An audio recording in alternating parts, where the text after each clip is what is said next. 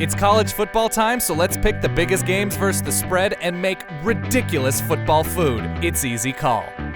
Today, we are at Hudson Station here in Manhattan. It's a Nebraska bar, so go Big Red, even though we're not talking about Nebraska. Next to me, this is an Elk Street water, and that is vodka, yup, Everclear, yup, Mountain Dew and orange juice. So this day is going to be a wonderful disaster. First game though, Alabama, Wisconsin, all of the red, in Arlington, Texas. And you know Alabama, new quarterback, obviously Lane Kiffin's still there, new offensive lineman, Amari Cooper gone, and Wisconsin, new coach, familiar face in Paul Chryst, but certainly new. My key matchup on that note, it's gotta be the large humans. In this case, Alabama's defensive front, which is gonna be very, very good, going against Wisconsin's offensive line, which is gonna be young and relatively inexperienced, trying to open up holes for Corey Clement and play action stuff for Joel Stave. That's gonna decide the game. And with that said, really wanna go Wisco here.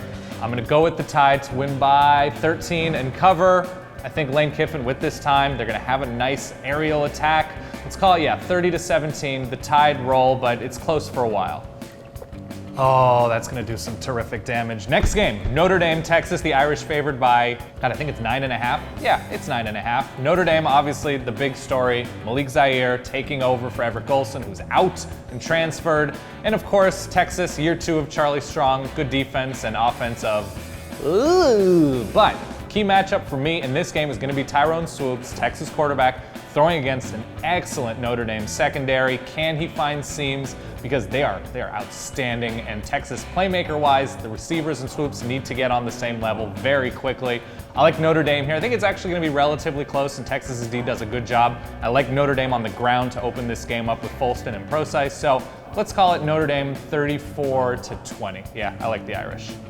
Game number 3, and this is the big Labor Day Monday nighter in Blacksburg. Ohio State, the defending champs, going to Virginia Tech. Buckeyes 11.5-point favorites. This game's gonna be really fun just because Ohio State's gonna be missing some playmakers on offense and on defense.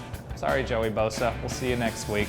And Virginia Tech, we know that their defense is gonna be locked down and excellent at home. Their offense is fill in the blank, that kind of situation. The key matchup to me is going to be Virginia Tech on offense, especially that offensive line trying to open up holes against an Ohio State front that is going to be relatively new and inexperienced. No Michael Bennett, no Bosa, no Curtis Grant. All these guys have made a difference in years past, so if they can open something up and get better on offense, offensive line hasn't been good, Virginia Tech can stay in this game. I like the Hokies to barely cover. I think Ohio State wins this 24-13. I think it's a little bit rusty on both sides, but Ohio State finds a way to get through the slog. That's the pick. Let's keep it going because we need to get to those brisket tacos. A&M, ASU, Texas A&M 3-point favorites on that neutral field against Arizona State. You know Kyle Allen's going to be a great quarterback for Texas A&M, especially with all that he has around him. Plus, adding in defensive coordinator John Chavis from LSU means new look defense for the Aggies. And then ASU pretty much returns everybody, and they're Pac-12 conference title contenders, I'm told. I'm not sold on it. But the key matchup for me is going to be ASU's offensive coaching staff against that new look Texas A&M front. They're very confident in DeMario Richard at running back. They moved DJ Foster out wide. A&M needs to be able to be good, especially on that second level, that linebacking level. That's where they've struggled in years past. You know, in a shootout, I'm going to go with the more dependable defense, and I'm going to keep on picking ASU. I don't know why I sang it like Michael McDonald. 41-38, Arizona State takes this, and it's going to be fun.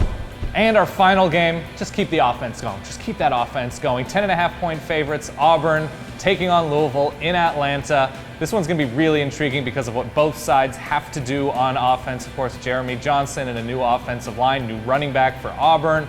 And then Louisville, nasty defense, and you can pretty much count on a Bobby Petrino offense to be effective. The big matchup to me is going to be Auburn coaches and the way that they adjust to a very, very difficult Louisville defensive front. Devontae Fields, all these guys are going to be swarming Jeremy Johnson in his first huge game.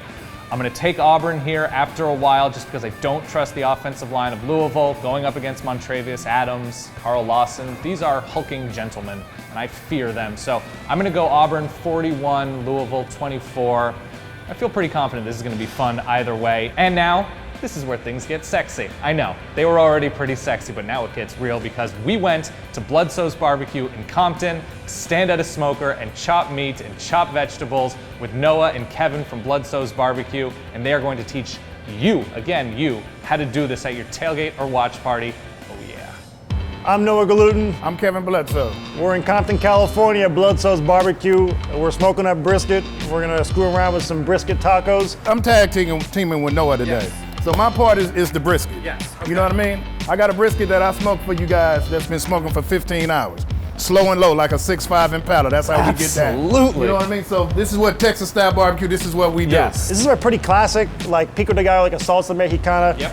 Tomatoes, onions, serranos, cilantro, Yep. and a little lime juice. But I just figured, hell, we're in Compton doing barbecue, let's throw them on the smoker. If you're doing it with a grill, you can char them too. That'll come out really nice. Only rub we do on that is salt and pepper. Right. That's it, just salt and pepper. And then the best thing about tailgate, you can cook this ahead of time, bring it out to the game, you know what I mean? Yep. Light your pit, warm it up, and then chop it up right there. Within 5 or 10 minutes, you already got tacos and stuff ready to go. Hold me, Kevin. I got you. That's what's great about Texas brisket too, is the seasonings are universal. It's salt and pepper, so it goes with everything. For this recipe, go to Eater, subscribe to the channel. You need to get to Bludso's. You need to do this at your tailgate. And again, you need to get here and say hi to these two because they're gonna take care of you. So yes, you should be smoking a brisket at home and then turning it into foldable Mexican treats because it is the right thing to do, America. Thanks again to Hudson Station for hosting us here. Thanks again to this Elk Street water for making me feel delightful. My picks once again, Bama, Virginia Tech, Notre Dame, ASU, and Auburn. We'll probably be wrong, but we had fun anyway. Thanks for watching. See you next week.